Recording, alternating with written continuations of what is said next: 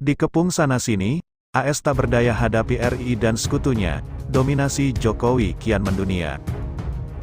Indonesia dan sekutunya semakin gencar melakukan aksi buang dolar, tentu saja tusukan ke jantung pertahanan Amerika ini, mengawali runtuhnya dominasi AS di kancah global. Indonesia memegang keketuaan ASEAN.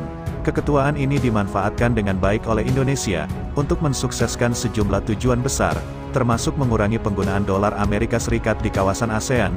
Indonesia dan sejumlah negara ASEAN sebenarnya sudah mengawali dedolarisasi pada akhir 2017, saat itu Indonesia menandatangani kesepakatan bersama Malaysia dan Thailand. Ketiga negara sepakat untuk menyelesaikan transaksi perdagangan bilateral, menggunakan mata uang lokal, local currency settlement, kegiatan dan transaksi keuangan antara lain mencakup pembukaan rekening mata uang Baht Thailand dan Ringgit Malaysia. Kesepakatan juga menjelaskan kuotasi langsung untuk mata uang Baht dan Ringgit, terhadap rupiah serta pembiayaan perdagangan dalam mata uang Baht dan Ringgit. Bersama ASEAN, Indonesia dan ASEAN juga sepakat untuk mengurangi penggunaan dolar AS, dengan melakukan kerjasama transaksi pembayaran lintas batas, dengan menggunakan mata uang lokal atau disebut dengan local currency transaction.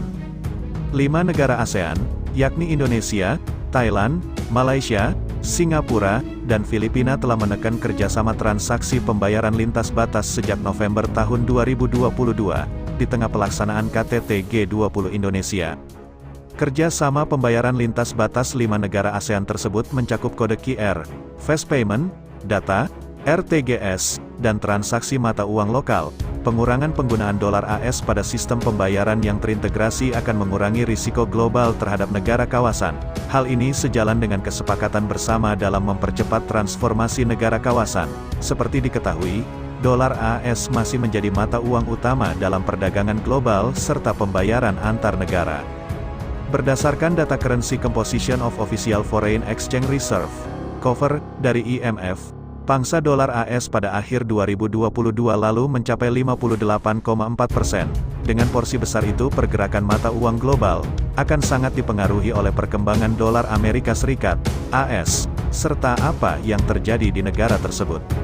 Alasan itulah yang membuat mata uang sebuah negara bisa melemah meskipun secara internal kondisi mereka baik-baik saja. Bila data inflasi AS meningkat atau ada data ekonomi AS yang memburuk, maka dolar AS begitu mudah menguat atau turun. Fluktuasi ini mengganggu kinerja mata uang sebuah negara karena faktor yang mendorong penguatan atau pelemahan bukan berasal dari internal mereka. Misalnya, lonjakan inflasi AS akan membuat Bank Sentral AS The Federal Reserve, The Fed, sangat galak. Akibatnya, dolar menguat dan mata uang negara lain melemah. Padahal, ekonomi Indonesia ataupun Malaysia sedang baik-baik saja.